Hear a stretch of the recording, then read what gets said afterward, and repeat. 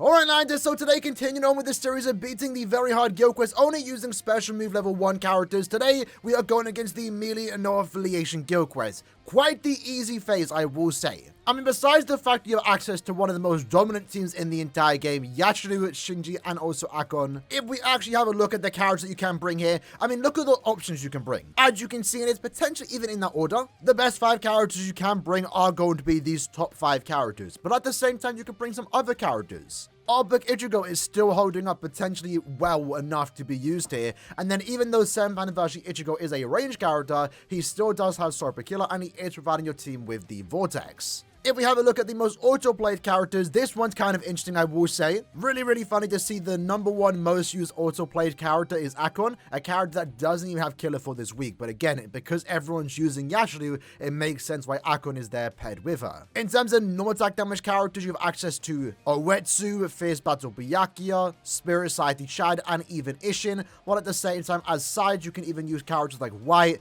Maid Orihime, True Shika Ichigo, and surprisingly people are using Yachiru as a side. Definitely use it as a main if you have her, but I guess it's cool and nice to know that you can use it as a side. Either way though, for our very first team today, we are going to be showing a team that we've already showcased multiple times in the past, right? For those that don't know how this team works, Yachiru is such a massive powerhouse damage dealer. She herself can clear this quest by herself, but to clear it even faster, we're going to pair her with 2 good supports. Now the build I have on these characters literally does not matter. They could be accessoryless, linkless, it doesn't matter. They're just there for the skills they do offer. In Akon's case, he is increasing her strong attack damage by 20% from this particular skill. And then Akon is also giving Yachiru 40% more damage to any enemy that is inflicted with a status ailment. And since Yachiru can apply weakening, essentially you're doing 90% more damage. And in Yachiru's case, she's already doing so much damage to begin with. That extra 40% definitely goes a long way. To pair with that, we are then using Shinji. He does have a debuff SA2, which I guess is nice and all. Occasionally does help out the run depending on the boss that he does use that SA2 on. But the main reason Shinji is here is just to give Yachiru even more strong attack damage. In this case, 20% side to any speed attribute captain. So in the case of Yachiru, these are the accessories that we are using. Very simple builds. With that, we're going with a mixture of recharge and strong attack damage, or also full stamina. Again, links aren't really worked on. They most have level 10 SP, 1 out of 5 characters for the most part. Keep in mind, my sub bomb will hit a tad bit harder if you are strictly using a special move level 1 character. But like the amount of time that we have left over, the 5 out of 5 sub bomb doesn't make that much of a difference. You'll still be able to clear regardless of your special move level. But we have removed the transcendence, the important ones, the ones that increase our damage. And for the most part, we only have level 10 SP, 500 extra SP. For bonus abilities, we've gone with full stamina and of course also SP. With that said though, it's a simple team. Let's jump into it. Alright then, so jumping into the run, what we are going to do right away is use our SA3. This is the best thing to do in any case because you want to inflict that status summon right away. Unfortunately, we didn't, so we did lead Tensor into the pool, and with that, you know, you get the SP boost, you inflict the weakening, you're doing more damage. Same with Renji. If you kill fast enough, you get to take advantage of that status ailment pool on the floor, because that would then inflict the second boss with weakening. We chose to sub the third boss because why not? Going into the fourth boss, we then used that SA3 once more to apply the SP boost and also inflict weakening. At this point, going into the 5th and final boss, we were a bit messy here. We didn't have like strong attacks ready at the time, but as you can see there, it just doesn't matter, right? This wasn't the most optimal run. We're not really going for an optimal run here. We're just trying to showcase at 1-5 you can beat it. And in this case, only you know, technically only using one character here that has killer, actually basically soloing it by herself with the additional support that she does get from Akon and also Shinji. The extra damage that she does get, even at special move level 1 out of 5, you can still clear the very hard guild quest with 37 seconds to spare. That is absolutely insane. Yachiru, this is one of the reasons why she's one of the best characters in the game. Debatable, still best character in the game. She's such a good character, and if you have her, she's basically a cheat code for this particular phase. On to our next tier, it's one of my personal favorites. We are using Ichigo as our go-to lead. Alongside that, we are also using a very similar strategy by using this particular character, Jusho, the swimsuit version.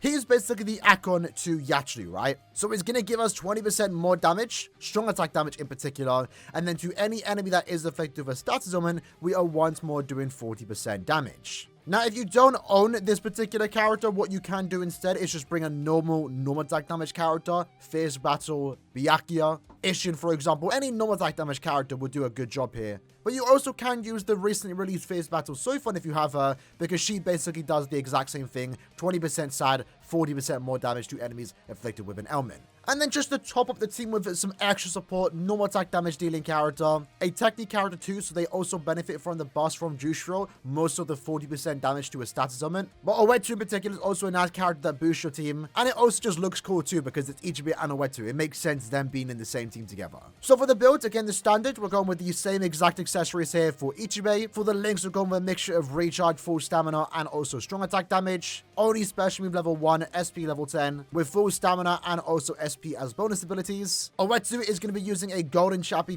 Hollow Bay, although keep in mind I purposely did this. My golden Chappie has 30% defense, so it's not even the most optimal build. I just quite frankly didn't want to change it because honestly it didn't matter because we knew we were going to clear regardless. So the run that you're about to see could be better, assuming you give the character the right accessories. I'm currently using this golden Chappie in Brave battles, so I just didn't want to change it for just one run. For the links, we're going with full normal attack damage because we know we're going to clear the quest relatively fast. Only level 10 attack with full stamina and attack as bonus abilities. And then Jushiro, again, his build doesn't matter. He's just there to give the bus. So with that said, let's jump into the second run. So jumping into the run then, what you want to do straight away with Ichibe is get outside the weakening pool because this character is not immune to status augments. One strong attack, one with a few no attack damage hits, which is enough to actually activate the gauge, especially when you do use that SA3. You want to make sure you always use your SA3 to activate the gauge, since that does give you a lot of damage and also makes it so the SA3 can come back relatively fast. Lucky for us, as you can see here, we're getting lucky with the status procs. We chose to use the Soul Bomb in the third boss, more so because when we go into the fourth boss, we have strong attacks ready, or more so because it activates the gauge again. Now, this is where the run got a bit sloppy. Maybe I didn't get lucky with a status summon here. We didn't apply weakening, so it did take a few extra strong attacks, but you can definitely get a pretty fast run with this team, maybe like 40 seconds remaining. Again, I wasn't going for the most optimal run, but for the most part, the first like 4 waves were actually really good. We just kind of flopped a bit on the fifth boss. Even having said that though, we got 33 seconds remaining. Definitely a lot of room for improvement here, whether that's how you play the character and also how you set up the character, because again, Owetu did not have the perfect golden Chappie. We're just going for clears here though, and 33 seconds remaining is actually still really impressive. Moving on to our next team, it's a more traditional team in the sense that we're using one SP character as our lead and then 2 normal attack damage characters as our side, one of them being a team booster. Now, of course, to no one's surprise, true Shika Ichigo is going to be a really good character here. He was mostly designed for Guild Quests, since he does have the increased chance to inflict status ailments only against Sobers and Quincy's. And since he can apply both Weaken and also Lacerate, it means that you have a pretty good chance to apply status ailments, do more damage, but since you're applying Lacerate, it actually stops the enemies from attacking you since all they do is spam their strong attacks. Now again, similar to Yachiru, we are using a max Transcendent character here, but we have removed the Transcendence. Unfortunately though, I can't remove the extra damage that I get from having a 5/5 character. So my Soulbomb will hit a tad bit harder, but again, it just doesn't matter, right? It just doesn't matter. So Ichigo as our main lead is going to be using these following accessories. Again, the simple standard build. I'm going with a mixture of recharge, full stamina, and also strong attack damage. For bonus abilities, we have given him full stamina damage and of course also SP. As for our sides, Owetu is using the exact same builds. Now, in this case, if you are going with this particular team, we have given Owetu 3 no attack damage soul traits, but if you do find yourself that the run's going on for a bit too long, and then you notice your side normal attack damage characters are only dealing 1 damage, well, maybe you would want to give Owetu the recharge and also full stamina. Giving him the recharge with some extra damage like full stamina will ensure that he can still do damage while also keeping the boost active for your main normal attack damage dealer, even for himself. And then moving into Byakuya, the Fierce Battle version, good normal attack damage dealing character here. I actually like him more than some of the other Nat characters that you can use, given that he does have a 50% chance to dodge. Since we aren't using any, barrier characters in our team, having that extra security with the dodge definitely does help out. But again, for the most part, your characters shouldn't be taking any damage because you should be applying Lacerate more often than not. But again, in his case, we are going for golden Chappie Hollow Bait and then 3 normal attack damage soul traits. In his case, his bonus abilities include full stamina and also attack. With that said, let's jump into the run. Alright then, so jump into the run. What I'm going to do right away is instantly use that SA3, the Getsugu Jujisho, and fully charge it down. If you don't inflict a stat summon, aka Lacerate, you might be very open to attacks here. But more often than not, again, you should be inflicting Lacerate, right? That's going to give your teammates time to actually deal damage and not take any damage, but also stops the enemies from attacking you mid-animation when you're charging that SA3. In this case, once more, we let down the SA3. We're fully charging it up. Unfortunately, though, I missed the Jujisho part because the enemies got too far away. My sides were leading him astray, unfortunately. So again, not the most optimal run, but again, it doesn't matter all too much, right? So if you are using that SA3, you want to do what I do now and the prior one is, you know, position yourself correctly. The final part of the Jujisho attack still has some really good range to it, is above a full screen strong attack 3, but you still need to make sure you're not too far away. So make sure you position yourself and also in the middle, give you time and give you space to use and activate that SA3, because again, it does do a lot of damage. In this case, we got 30 seconds remaining, not nearly as good as there are other teams, but this is the more traditional one, and there are other replaceable characters, right? If you don't have a Wetsu, you can bring Spirit Society Chad. If you don't have Fierce Battle Byakuya, well, you can bring Ishin, or any other melee normal attack damage dealing character. Likewise with our main, if you don't have Ichigo, well, you can bring any other character we just used. Ichibe, Yatsuru, and even our next character.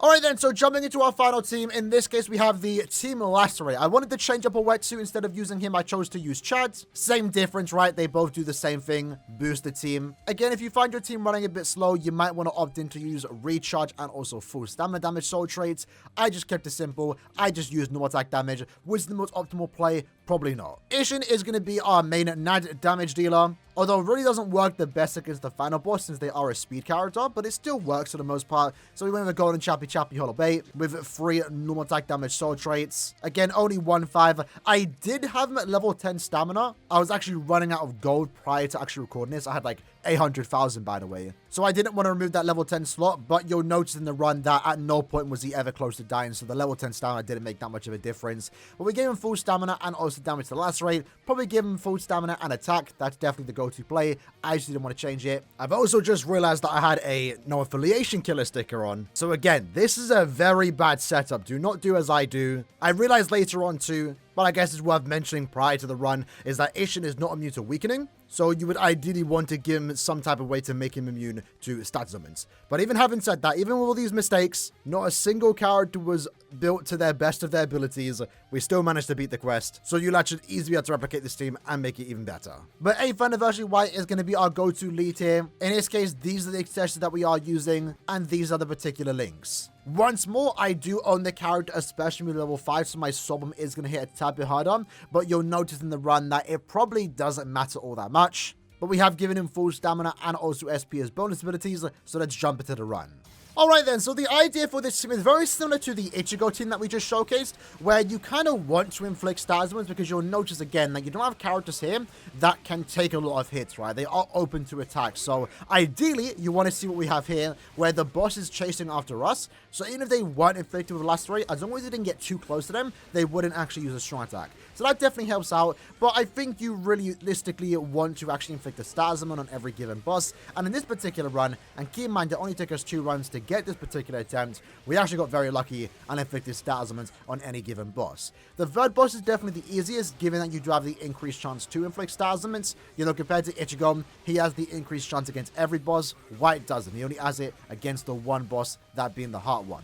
But right now, we have 24 seconds to spare. We just take down Ishin. 1 enemy is left alive. Now, just because I do have 8th Anniversary White at 5 out of 5, my summon is hitting a tad bit harder. I chose not to use my Sobum, because why not? I was like, you know what, might as well make it harder for myself. And I also just realized too that Ishin is not immune to weakening, so this is a very bad team. I would definitely recommend giving stat immunities to Ishin, either through a bonus ability or even with a link, for example. And you would also want to use your Sobum the second the final boss does spawn in, because you do apply weakened defense, right? So your team's doing 30% more damage. I thought maybe I could get away without using the Sobum, but as the time was getting very close, I chose to use it. So I guess use me as an example of what not to do. Even though we had everything going wrong in this particular run, we still beat it. So a lot of improvement to be made here, right? Change your build on Ishin, give him the weakened immunity. You can do that by giving him the bonus ability, or you can use a link, or even accessories. Maybe give Chad the recharge and full stamina build, or just recharge links in general. And make sure to use your Sobom the second the 5th boss does spawn in to apply the weakened defense.